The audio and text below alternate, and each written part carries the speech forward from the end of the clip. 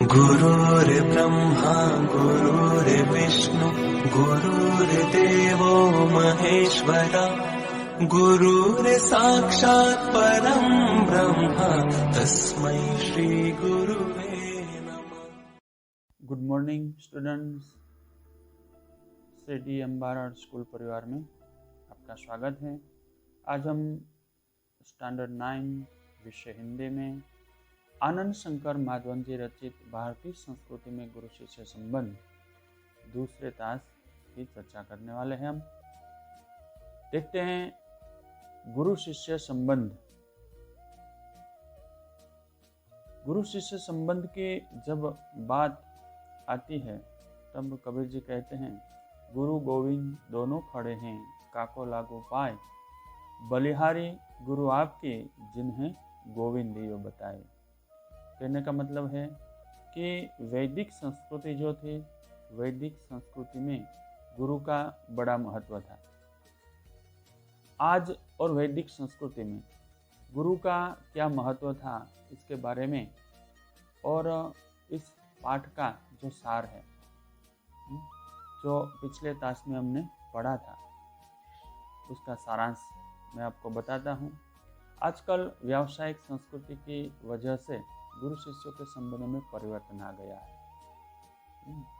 पहले विद्यालय मंदिर के समान समझे जाते थे, एक आश्रम के समान समझे जाते थे। शिक्षा देना एक आध्यात्मिक अनुष्ठान था, एक आध्यात्मिक कार्य माना जाता था। लेकिन आज शिक्षण कार्य पेट पालने का साधन बन गया है। पहले गुरु को ईश्वर का दर्जा दिया जाता था। गुरु शिष्य को अपने पुत्र से भी अधिक महत्व देते थे। प्रारंभ में स्वामी विवेकानंद को भारत में महत्वपूर्ण स्थान प्राप्त नहीं हुआ, परंतु जब अमेरिका में नाम कमा लिया तो भारतवासी मालाएं लेकर उनका स्वागत करने के लिए निकल पड़े। किसका स्वागत करने के लिए? स्वामी विवेकानंद का। जब रविंद्रनाथ टैगोर को नोबेल प्राइज पुरस्कार मिला तो बंगाली लोग को उनका महत्व पता लगा। तब तक रविंद्रनाथ ठाकुर को हम पहचानते नहीं हैं, मतलब कि भारत वाले उनको पहचानते नहीं थे, मान सम्मान नहीं देते। लेकिन भारत में गुरु शिष्य का जो संबंध है, गुरु शिष्य का संबंध बहुत आदर और प्रेम से भरा है। भगवान रामकृष्ण वर्षों योग्य शिष्य पाने के लिए प्रयत्न करते रहे। देखो कौन? भगवान रामकृष्ण वर्षों योग्य शिष्य पाने के लिए प्रयत्न करते रहे। उत्तम गुरु में जाति भावना नहीं रहती है। क्या नहीं रहता है? जाति भावना नहीं रहती है। गुरु के लिए हर शिष्य समान होता है। पिछली बार यहाँ तक हम पहुँचे थे कि जो गामा पहलवान,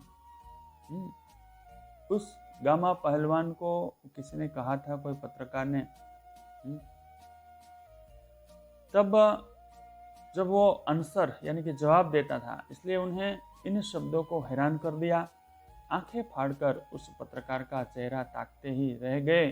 बाद में धीरे से कहा, भाई साहब मैं हिंदुस्तानी हूँ, हमारा अपना निजी रहन सहन है, शायद इससे आप परिचित नहीं हैं। जिस लड़के का आपने नाम लिया है ना, वह मेरे पसीने की कमाई, मेरा खून है और मेरे बेटे से भी अधिक प्यारा है, और मुझ में फर्क ही कुछ नहीं है। वो लड़े या मैं लड़ूं, मैं लड़ा या वह लड़ा, दोनों बराबर ही तो है। हमारी इसे बराबरी परंपरा को आप समझने की चेष्टा कीजिए। आप समझे कि गुरु शिष्य का संबंध क्या होता है। हम लोगों को वंश परंपरा से शिष्य परंपरा अधिक प्रिय है। हमें क्या है? वंश परंपरा से शिष्य परंपरा अधिक प्रिय है। ख्याति और प्रभाव में हम सदा ही यह चाहते हैं कि हम अपने शिष्यों से कम प्रभावी रहे, हमारा शिष्य आगे निकले। अगर हमारा जो शिष्य है वो आगे निकलेगा तो हमारा छीना जो है ना वो गज गज फूलेगा। यानी हम यही चाहेंगे कि संसार में जितना नाम मैंने कमाया उससे कहीं अधिक मेरे शिष्य कमाए। मुझे लगता है आप हिंदुस्तानी नहीं है। वो आउट कंट्री का जो पत्रकार था उसने गामा को ये प्रश्न पूछ डाला और गामा ने ये करारा जवाब दिया। भारत में गुरु शिष्य संबंध का वह भव्य रूप आज साधुओं, पहलवानों, संगीतकारों में थोड़ा बहुत सही पाया जाता है। देखो कहाँ कहाँ देखने को मिलता है, तो साधुओं में, पहलवानों में, संगीतकारों में थोड़ा बहुत पाया जाता है। भगवान रामकृष्ण वर्षों योग्य शिष्य को पाने के लिए प्रयत्न करते रहे, वर्षों तक। क्या पाने के लिए? योग्य शिष्य पाने के लिए। उनके जैसे व्यक्ति को भी उत्तम शिष्य के लिए रो रो कर प्रार्थना करनी पड़ती थी। देखो, रो रो कर प्रार्थना करनी पड़ती थी, तभी जाके योग्य शिष्य प्राप्त होता था। इसे समझा जा सकता है कि गुरु के लिए उत्तम शिष्य कितना महंगा होता है। क्या होता है? गुरु के लिए उत्तम शिष्य कितना महंगा होता है। संतान प्राप्ति वर्ग उन्हें दुख नहीं देता, पर बगैर शिष्य के रहने के लिए मैं एकदम तैयार भी नहीं होता है। देखो, इस संबंध में भगवान ईसा का एक कथन सदा स्मरणीय है। उन्होंने कहा था, मेरे अनुयायी लोग मुझसे कहीं अधिक महान बने और उनकी जो जुतियां होने की योग्यता भी मुझ में नहीं रहे। देखो, मुझ में नहीं है। यही बात है, गांधी जी बनने की क्षमता जिनमें है उन्हें गांधी जी अच्छे लगते हैं। जिनमें गांधी जी जैसा बनने की क्षमता है उन्हें गांधी जी अच्छे लगते हैं और वे ही उनके पीछे चलते हैं। विवेकानंद सिर्फ उन्हें पसंद आएंगे जिनमें विवेकानंद बनने की अद्भुत शक्ति निहित है। देखो, यहाँ ये जो विवेकानंद और विवेकानंद के गुरु के उसकी छवि यहाँ पर दिखाई देती है। यहाँ यीशु ख्रिस्त। देखो, ये गुरु परंपरा है, गुरु शिष्य परंपरा। इसकी बात यहाँ पर अच्छे ढंग से की गई है। आगे देखते हैं, कविता के मर्मज्ञ और रसिक स्वयं कवि से अधिक महान होते हैं। जो कविता का आशास्वाद प्राप्त करते हैं वो कविता के मर्मज्ञ, रसिक स्वयं कवि से अधिक महान होते हैं। कवि तो कविता को रचते हैं, बनाते हैं। संगीत के पागल सुनने वाले ही स्वयं संगीतकार से अधिक संगीत का रसास्वादन करते हैं। ये जो संगीतकार है वो तो संगीत बजाते हैं, लेकिन उनका रसास्वादन जो करने वाले व्यक्ति होते हैं वो उसमें पागल होते हैं। हम कोई संगीत सुनते हैं, करुणा प्रिय संगीत जो होता है, तो लोग नाचने लगते हैं, उनके पैर थिरकने लगते हैं। क्यों भाई? उसमें वो पागल बन जाते हैं। यहाँ पूज्य नहीं पुजारी ही श्रेष्ठ है। क्या है? पूज्य नहीं पुजारी ही श्रेष्ठ है। यहाँ सम्मान पाने वाले नहीं, सम्मान देने वाले महान हैं। सम्मान पाने वाले नहीं, लेकिन सम्मान देने वाले महान है। स्वयं पुष्प में कुछ नहीं है, पुष्प का सौंदर्य उसे आने वाले की दृष्टि में है। देखो, कोई व्यक्ति अगर ये फूल का बगीचा, गुलशन, ये पुष्प का बड़ा गार्डन होता है, बगीचा होता है, उसमें अगर कोई व्यापारी को अगर लेकर जाए, वहाँ व्यापारी जाता है तो वहाँ उसकी दृष्टि में यही बात आती है, वाह कितना बढ़िया पुष्प फूल का बगीचा है, कितना गुलकंद बनता है यहाँ पर। अगर मैं गुलकंद की फैक्ट्री यहाँ डाल दूं तो हाँ, उसका नजरिया कहाँ पर है? व्यापारी की ओर, व्यापार की ओर है। उसमें से गुलकंद बनाने की बात कर रहे हैं कौन? व्यापारी। लेकिन स्वयं पुष्प में कुछ नहीं है। अगर वहां कोई ऐसा व्यक्ति जो कुदरत की ये जो कारीगरी है, कुदरत का यह नजारा है, उसका आस्वादन यानी कि उसको पहचानने वाले व्यक्ति अगर वहां जाएंगी तो वो व्यक्ति बोलेगी, वाह क्या कुदरत का नजारा है, ईश्वर ने उसमें कितना सुगंध भरा है, क्या नजारा है, वाकई क्या सीन है। कुदरत तेरी माया अपरंपार है, ये बात बोलेंगे। स्वयं पुष्प में कुछ नहीं है। पुष्प का सौंदर्य उसे आने वाले की दृष्टि में, कौन पुष्प के पास जाता है उसके आधार पर रहता है। दुनिया में कुछ नहीं है, जो कुछ भी है वो हमारी चाह में है। हाँ, हम कैसा चाहेंगे, कैसा हमारा नजरिया है, हमारी दृष्टि क्या है, सब कुछ हमारी दृष्टि में है। यह अद्भुत भारतीय व्याख्या अजीब सी लग सकती है, पर हमारे पूर्वज सदा इसी पथ के यात्री रहे हैं।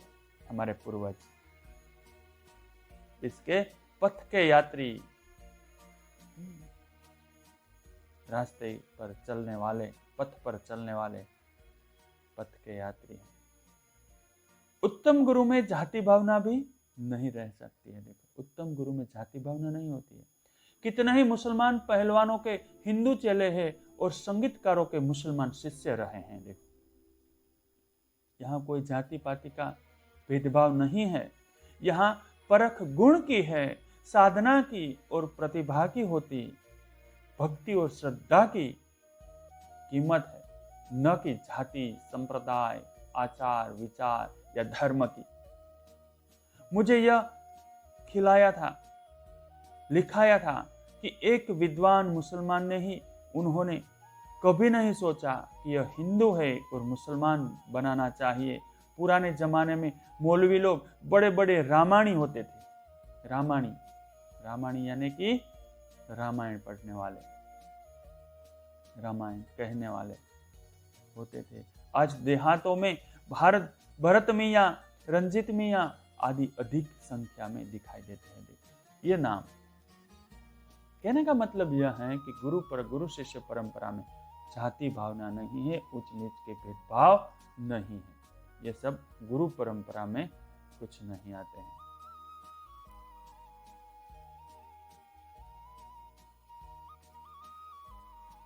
देखो, आज के गुरु भी सिर्फ सेवा लेने में ही चतुर है। आज के गुरु क्या करते हैं? सेवा लेने में मस्त हैं, चतुर है, देने में नहीं।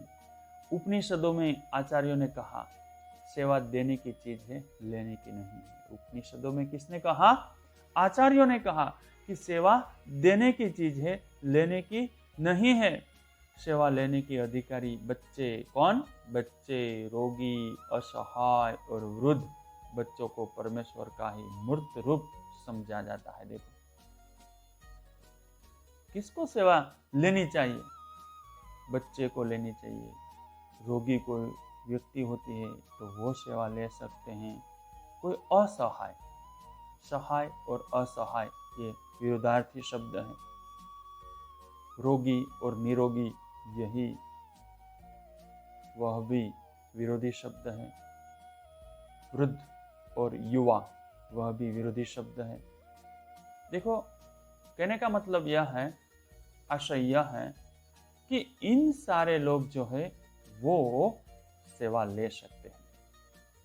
सेवा रूपी पूजा से उनकी शक्ति को प्रज्वलित करने क्षमता और सहृदयता रखने वाले ज्ञानी और तपस्वी पुरोहित आजकल के गुरु नहीं रह गए हैं। देखो,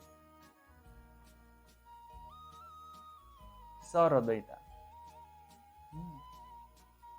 रखने वाले ज्ञानी अज्ञानी, ज्ञानी और तपस्वी पुरोहित आजकल के गुरु नहीं रह गए हैं। देखो, क्योंकि सेवा लेने की बात कर रहे हैं, सेवा देने की बात है। किसी भी देव मंदिर की पूजा, मूर्ति की शक्ति उतनी मात्रा तक ही संभव है जितनी मात्रा तक उसके पुजारी की भाव पूजा में नैवेद्य भावना भरी रहती है। कोई पुजारी जो है वो मूर्ति की पूजा करता है, अगर ये जो पत्थर की मूर्ति होती है उस मूर्ति में भगवान ईश्वर का भाव प्रदर्शित होता है, तभी जाके ये पूजा पहुंचती है, यानी कि भाव वंदना होती है, नैवेद्य चढ़ता है। अगर मूर्ति में पत्थर दिखाई देता है तो वो चढ़ता नहीं है। ये बात समझने का यत्न आनंद शंकर माधवन जी ने किया है। तो यहाँ पर गुरु शिष्य परंपरा, पहले के ज़माने में वैदिक संस्कृति में गुरु शिष्य संबंध कैसे थे, और आज के ब्रिटिश सल्तनत ने यहाँ भारत देश में आकर ये जो इंग्लैंड की ये जो बात यानी कि गुरु शिष्य परंपरा जो है वो आज एक व्यावसायिक दृष्टि के आधार पर किस प्रकार बदल दी, और आज हम भी भारत देश में ऐसी गुरु परंपरा जो है वो चला रहे हैं, इसकी बात समझाने का यत्न आनंद शंकर माधवन जी ने बड़े अच्छे तरीके से किया है। देखते हम शब्दार्थ टिप्पणी के। और परिवर्तन यानी बदलाव, सुप्रसिद्ध यानी सर्वश्रेष्ठ, निजी यानी अपना, उत्तम, श्रेष्ठ, अनुयायी, शिष्य। मुहावरे जो है, गधे को गणित सिखाना यानी कि व्यर्थ प्रयास करना, ताकते रहना यानी कि आश्चर्य से देखते ही रहना, पसीने की कमाई यानी कि कठिन परिश्रम का फल, रंग जाना यानी कि किसी काम में निमग्न होना। वन लाइन आंसर देखते हम।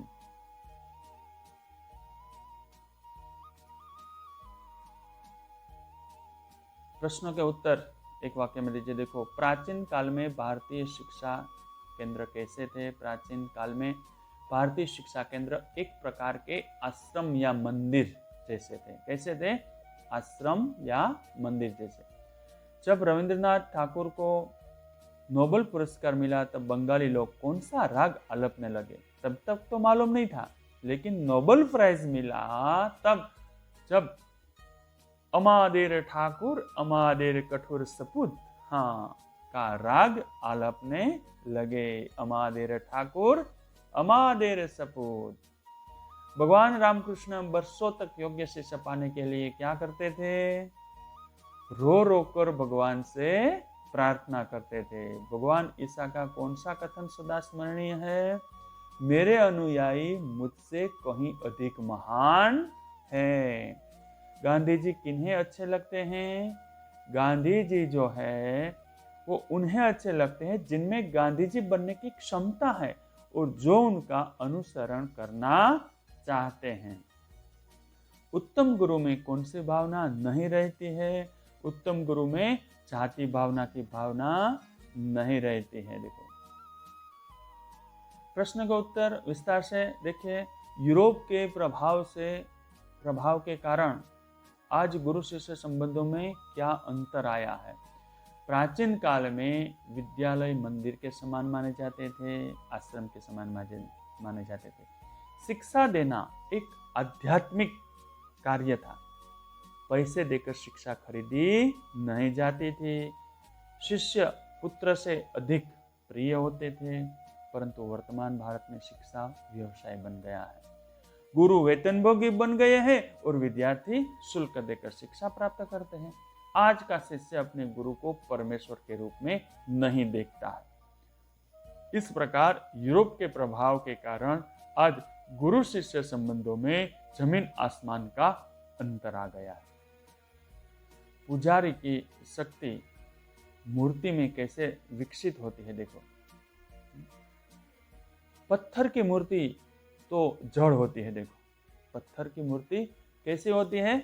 पत्थर की मूर्ति जड़ होती है, उसमें चेतना डालने का काम पुजारी करता है। मूर्ति की पूजा करना है उसे चेतनवंत बनाता है, वह लोगों में उस मूर्ति के प्रति विश्वास जगाता है। पूजा करते समय पुजारी की भावना में जितनी निष्ठा होगी, मूर्ति उतनी ही प्रभावशाली होगी। पुजारी की पूजा भाव की शक्ति से ही धीरे धीरे मूर्ति में शक्ति विकसित होती है।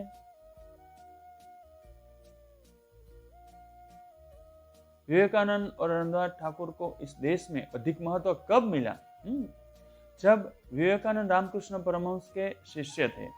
आरंभ में उन्हें भारत में महत्वपूर्ण स्थान प्राप्त नहीं था। जब वे अमेरिका गए तो वहां उन्होंने खूब नाम कमाया। तब भारतवासियों ने उन्हें सम्मान देना शुरू किया।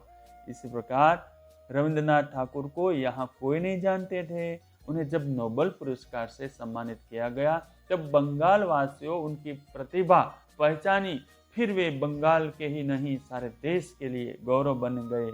इस प्रकार विदेशों में सम्मानित होने के पर विवेकानंद को फूल की मालाएं लेकर दौड़ने लगे उसको पहनाने के लिए, और रविंद्रनाथ को कहने लगे अमादेर ठाकुर अमादेर सपूत।